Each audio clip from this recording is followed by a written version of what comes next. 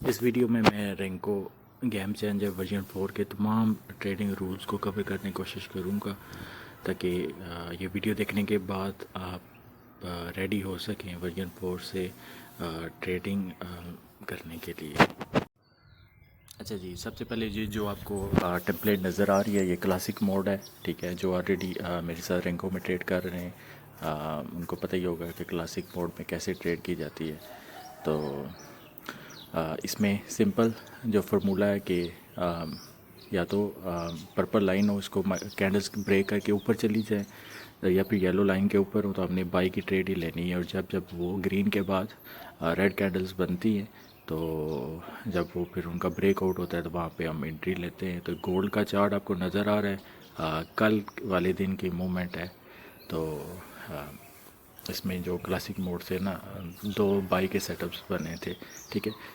So basically classic mode पे तो आने वाले दिनों में पूरी सीरीज़ आएगी। तो जो इस वीडियो में ज़्यादा फोकस होगा वो मेरा इंट्राडे और स्विंग मोड को कवर करना है कि उस पर आपने कैसे ट्रेड लेनी है, उसके क्या एंट्री रूल्स हैं, सब चीज़ों को।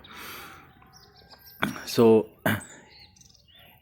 ग्रीन कैंडल रेड के अलावा आपको ग्रीन के ऊपर येलो कलर के डॉटेड नज़र आ रहे हैं, स्मॉल डॉट।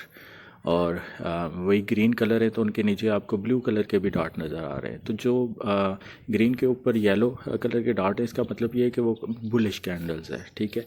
और जो नीचे ब्लू डॉट नज़र आ रहे हैं ग्रीन कलर के, इसका मतलब है कि वो जो कैंडल्स है वो बेरिश कैंडल है, ठीक है। तो जब हम बाई की अपॉर्चुनिटी देख रहे होते हैं अगर इंट्राडे या स्विंग मोड में, तो उसमें हम जब ग्रीन वाली वो कैंडल जिसके ऊपर येलो हूँ उसको ही ट्रेड करते हैं। अच्छा, वर्जन 4 ट्रेडिंग रूल्स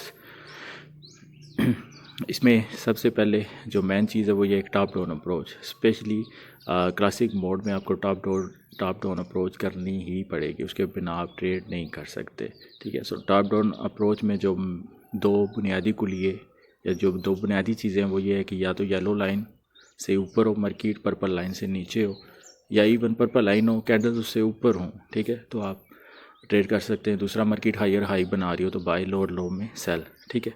दूसरी चीज़ ये है कि इंट्राडे स्विंग मोड में 2 कंडीशंस चाहिए आपको, या तो ग्रीन कैंडल्स या उसके साथ 2 स्मॉल डॉटेड ग्रीन लाइंस, ठीक है।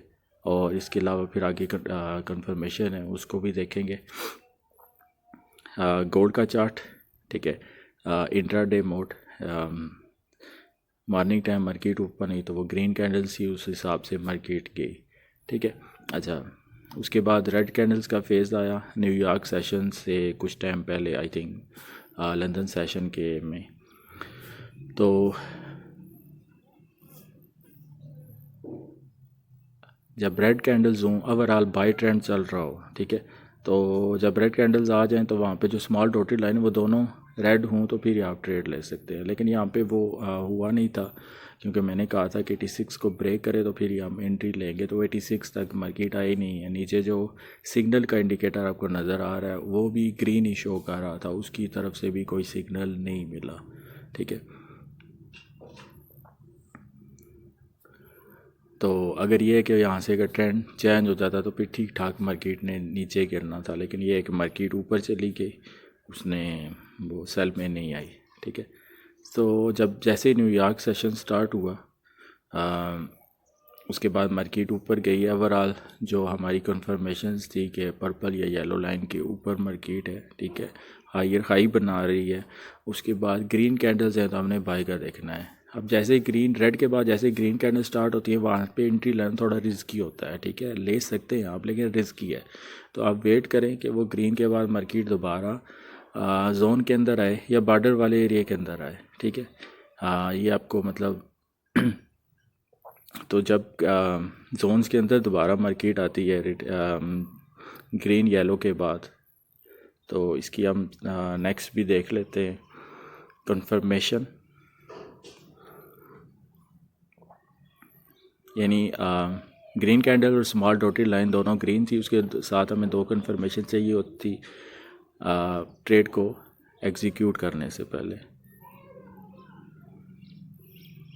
यानी जो सिल्वर लाइंस का आपको एक बॉर्डर नज़र आ रहा है उसको कैंडल्स, अगर आप बाय में आपने ट्रेड लेनी है तो कैंडल्स उसको ऊपर की जानब ब्रेक करें, और नीचे सिग्नल का जो इंडिकेटर लगा हुआ है उससे आपको कंफर्मेशन मिलनी चाहिए। ठीक है। इसके अलावा ये है कि अगर आपको रैंको की जो बेसिक 4 स्ट्रेटजीज पता हैं तो वो अगर आपको क्लियर हैं तो वो आप ज़्यादा बेहतर तौर पे इस वेरिएंट 4 पे ट्रेड कर सकते हैं। जैसे ही न्यूयॉर्क सेशन स्टार्ट हुआ उसके बाद मार्केट ऊपर निकल गई 2000 की तरफ, और उसके बाद मार्केट ने रिट्रेस किया, दोबारा मार्केट जोन्स के अंदर आई, बॉर्डर्स के अंदर आई, लेकिन हमें वहाँ पे सेल की एंट्री नहीं लगे, हम सिर्फ बाय में ही देख रहे हैं। ठीक है। अब बाय में जब ग्रीन वाली वो कैंडल जिसके ऊपर येलो डॉट आया, तो वो येलो डॉट वाली कैंडल्स ने जब वो बॉर्डर्स की जो आपको 2 सिल्वर कलर की लाइन नज़र आ रही है उसको ऊपर की जानब ब्रेक किया, तो जिस कैंडल ने ब्रेक कर लिया उससे अगली कैंडल पे आपकी एंट्री होगी। ठीक है। और चूँकि ये मार्केट जोन के अंदर आई थी, वहाँ से ब्रेक हुआ, तो वो फिर नीचे सिग्नल में अगर आपको नहीं भी सिग्नल मिलता तो फिर भी आप ट्रेड ले सकते हैं, क्योंकि डबल आपके पास कंफर्मेशन है, जोन की भी कंफर्मेशन है। ठीक है। तो नेक्स्ट कैंडल से वो नीचे सिग्नल वाले इंडिकेटर से भी आपको सिग्नल आ गया, बॉर्डर्स ने जब वो ब्रेक किया तो वहाँ से मार्केट जो है ना अच्छी फेवर में गई। ठीक है।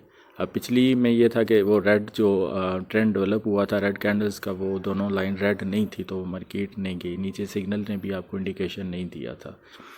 तो इसमें एग्ज़िट के लिए ये है कि जब वो दोबारा ग्रीन के बाद सिग्नल वाला जो इंडिकेटर है वो ग्रीन के बाद जब रेड लाइन आ जाए, उस पर क्रॉस ओवर हो जाए येलो का, तो आप वहाँ पे अपने ट्रेड को क्लोज़ कर सकते हैं।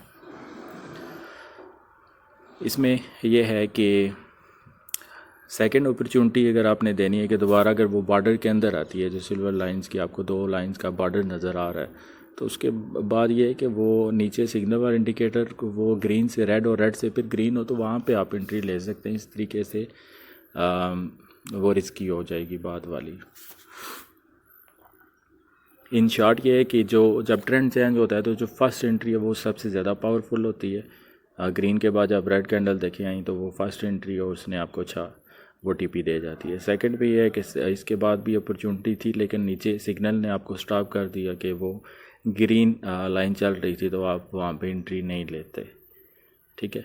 वो आपके पास डबल अपॉर्चुनिटी हो जाती है।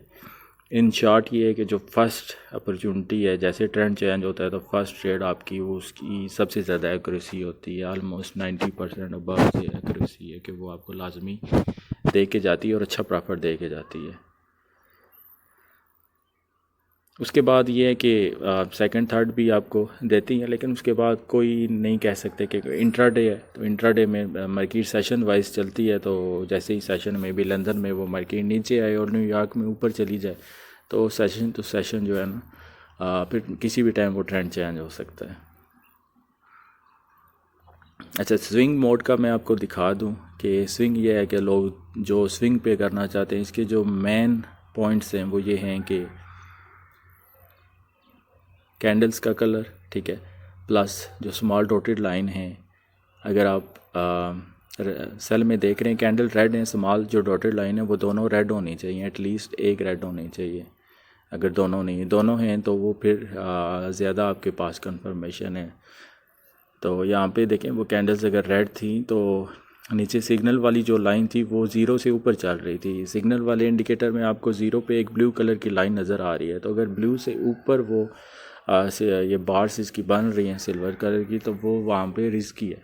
ठीक है। लेकिन उधर स्मॉल डॉटेड लाइन भी ग्रीन थी, तो जब मार्केट नीचे लो बनाया तो वो सिग्नल वाली लाइन भी ज़ीरो को क्रॉस करके नीचे आ गई और वो एक रेड हो गई, तो उसने अच्छा आपको दे दिया। ठीक है।